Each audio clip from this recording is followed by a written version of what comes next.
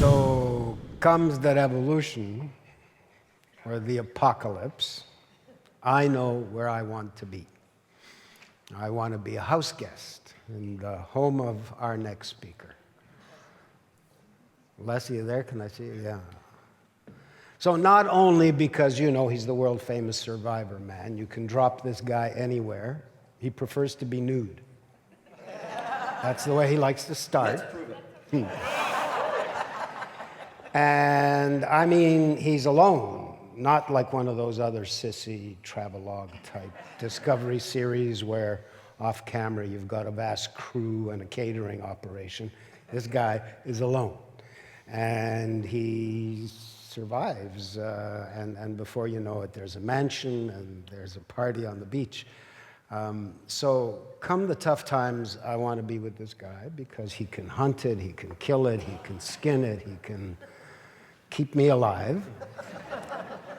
But that's not the ultimate reason. The ultimate reason is he also plays music. He's an artist. Les Stroud.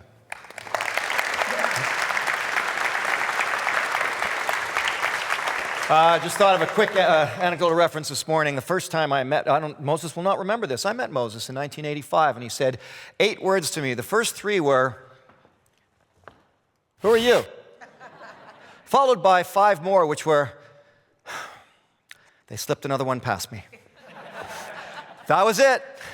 That was the extent of our relationship in 1985 when I worked as a producer at Much Music. I'd like to ask you guys, normally I start with a question which is, how many people are Survivorman fans? Not today. What I want to ask you is, do you remember when you were a child and you might have had a little bit of time playing in nature? Maybe it was catching frogs, maybe a worm in a puddle after the rain. Remember those little caterpillars that were fuzzy and you put them in your hand and they go into a little ball? Remember that? For me, it was ants. I used to stare at ants. I used to have peanut butter jars cleared out with ant farms in them, and I just loved all of that. So what happened? When did we lose our connection to nature? It's such a natural thing as a child to be so connected to nature. We've lost our connection to nature. Let me prove you something. I'll prove this out right now. Let's take a look at your day today. So, you got up, had something to eat, brushed your teeth, had something to eat, went out, got on the sidewalk, get in your car, you drive downtown, you're going to go to IdeaCity. You want to see Les Stroud, because that's really the main talk to see. And then after this, you're going to have a cappuccino, maybe something to eat, see some friends, get back in your car, drive back out, get into your house, get on the sidewalk. And, you're almost in bed, and not once did you even touch a blade of grass. Not once did a bush kind of scrape across your arm. Not once. That could be your day today. In fact, it very likely is. Could be mine. I came from the hotel to here. Let me try something with you. Going to do it. Everybody just please stand up for me real quick. Just stand up, please. All right. This is my friend. I want you to meet my little friend. All right, now, everybody, big deep breath in. And out. And sit down. I know some of you are thanking me for that one. Well, that breath you just took was courtesy of this little guy right here. All right, this guy is breathing out O2, oxygen. You just breathed it in. You breathed out. And he breathed it back in again. That's the best example of connection. I know some of them had breath. Just be quiet. Bad breath, I know. That's a great connection right there. Well, let me try something else, though. Let's put this guy here. That represents our ability to manufacture air. So it's like a big plant that can manufacture and create oxygen. And you don't think that's being worked on right now? You don't think that's possible? Well, let me show you something here. Oh. That's not a fashion statement for China. That's normality. And actually, that's behind the times because she's wearing a paper mask. Guess what? Now they're switching from the paper masks that don't really work to gas masks for normality. There's children in China who've actually never seen the sky. Now, so let's see. We've got our manufactured air being produced here. Hang on, let's make this a little better. Did you feel that? Isn't that amazing? So we got our manufactured air. We've got some pictures of nature in our house. Well, you know what? We've got a development we need to do. We need some room. So, sorry, buddy.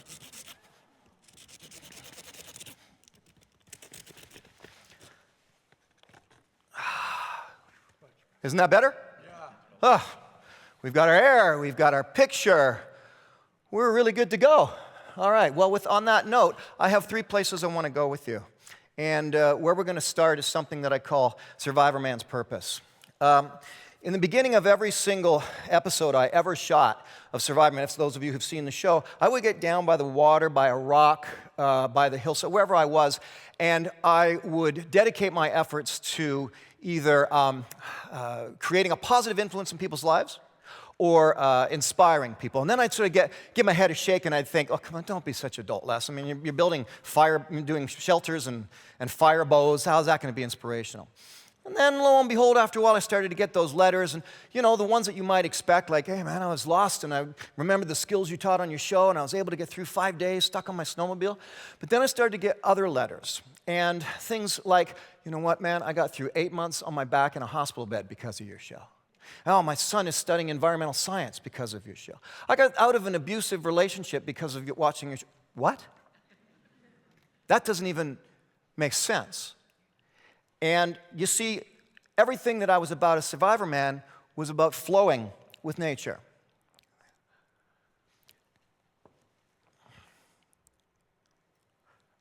It was never about fighting nature. It was never about challenging nature or winning over. It was about flowing with nature.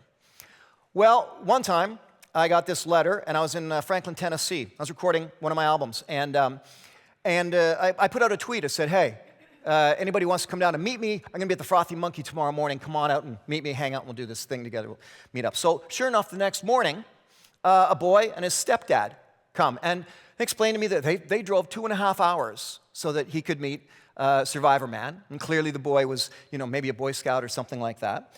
And he gave me a letter, and he said, listen, you know, my mom wrote this letter, and it's for you in appreciation, but you're not to read it while I'm here. Wait till I've left. Okay, no problem. Later on that afternoon, I have a chance to read the letter, and I pull it out, and I actually said to my buddy, I said, I got a feeling this might be a little heavy. So I start to read the letter, and it says, you know, my son's such a big fan of your show, and he really loves nature now and everything because of, you know, your show and that sort of stuff. And he goes, what you wouldn't know is that he spent the first 5 years of his life watching me get beaten to within an inch of my life by his father as we were held in captivity.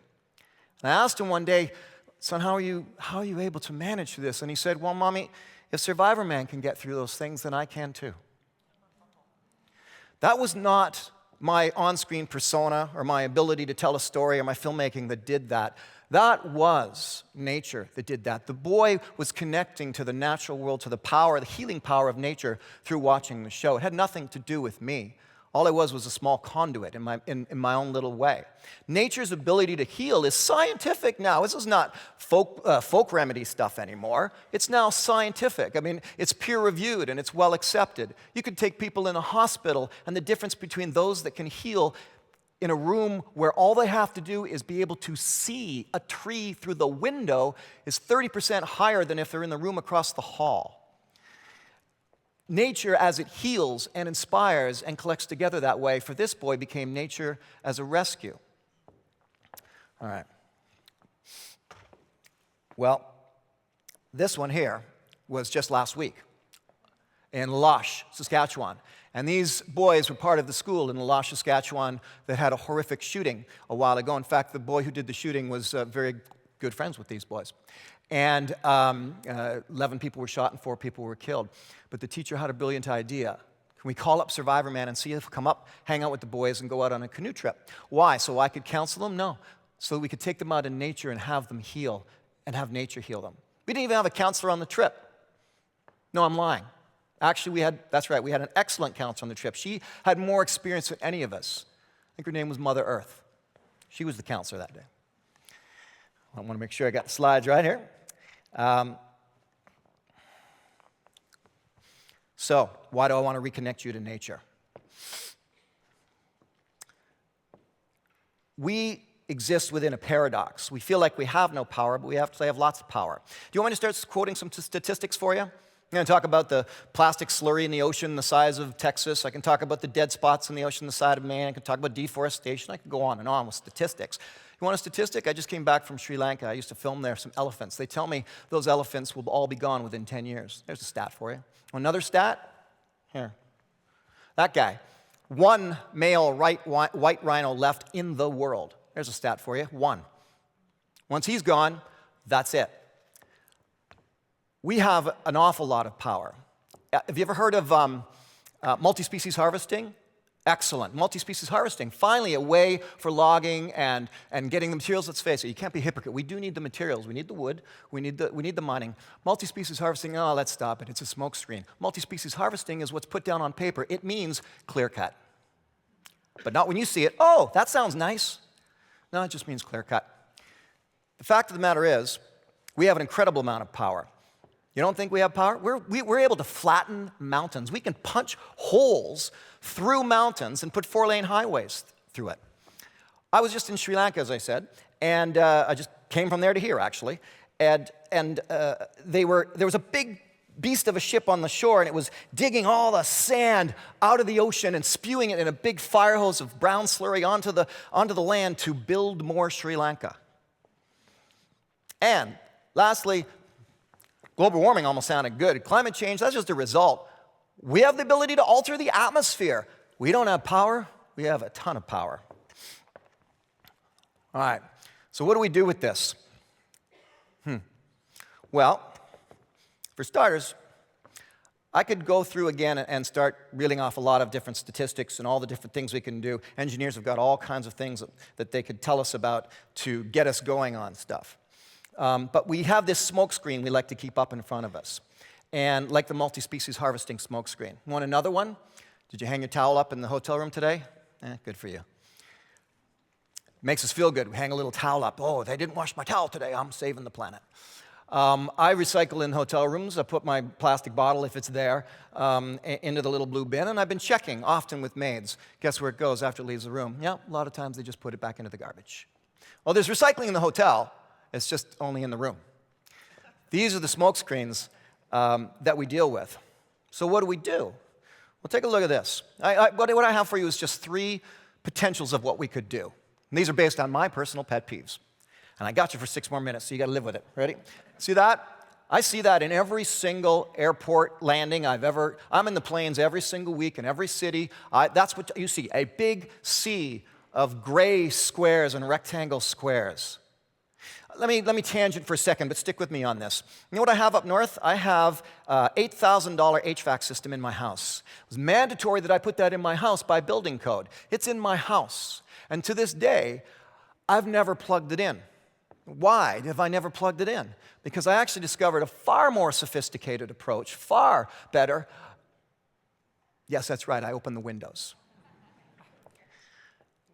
An engineer could be in this room or sitting somewhere, crack a beer, pull out a napkin, and could give us the answer of how that could be building code, where you take the dimensions of the building, the size of the building or whatever, and you put it down. Here you go, here's the green roof. I mean, some of these buildings cost millions of dollars to build, and the green roof might only be 30 grand. So that you can take it from that to that. That's just a little Photoshop trick, as you can tell. But doesn't it feel better already? Yeah. Or how about this? Another stat, the world's largest irrigated crop is what? You're right. Largest irrigated crop in the world, a flat green stale project. Don't get me wrong, if you have toddlers that play out there, all power to you. If you got teenagers that throw the frisbee, great, but most of us don't. Big, square, green, sterile patches. What about this? Isn't that a little better? Again, you know what? I'm noticing, I'm counting this. Every time I put up a slide like that, you all go, oh. Next one. Let's do this. I'll leave that nice, pretty slide up here. I call this, ready? I call this the Survivorman garbage challenge.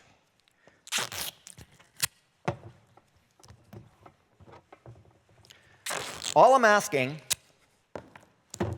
is that you do that to your garbage at home for 1 week. Close off your garbage cans, just 1 week.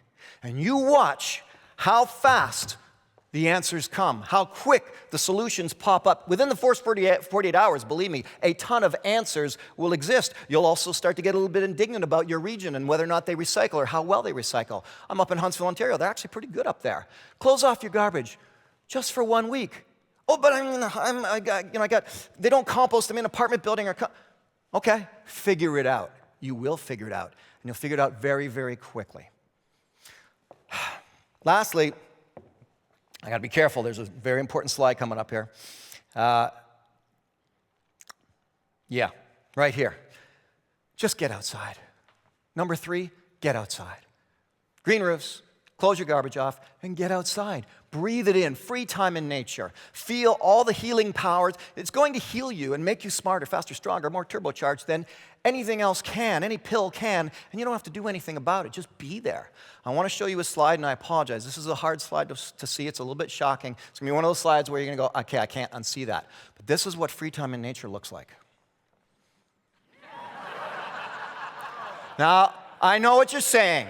I know. That's a really nice river. Here, I'll save you. There we go. Whew. Thank you, Henry David. He saved us. I'm not asking you to all go back and live in teepees. We lead lives of conflict. I've got a truck. Actually, I just sold it, but I had a truck for a long time, and I got a Mazda. All I'm saying is, you can reconnect with nature. You know where I used to do it? Behind Queensway Hospital, down by the creek, where there's this little bit of Northern Carolinian forest underneath the Gardiner Expressway. When I lived in Etobicoke, that was my little slice of nature. You don't have to be Survivorman. You don't have to go to Peru or Madagascar or anywhere like that. Nature is the baseline of everything in this room, the baseline of who we are and of everything we will ever be. A tree breathes out, and we breathe in. We breathe out, and the tree breathes in. There's nothing more connected than that. I thought about one last comment here as I was sitting over there, and that was this. I noticed something. The only things alive in this room right now are you and this tree. Thank you very much.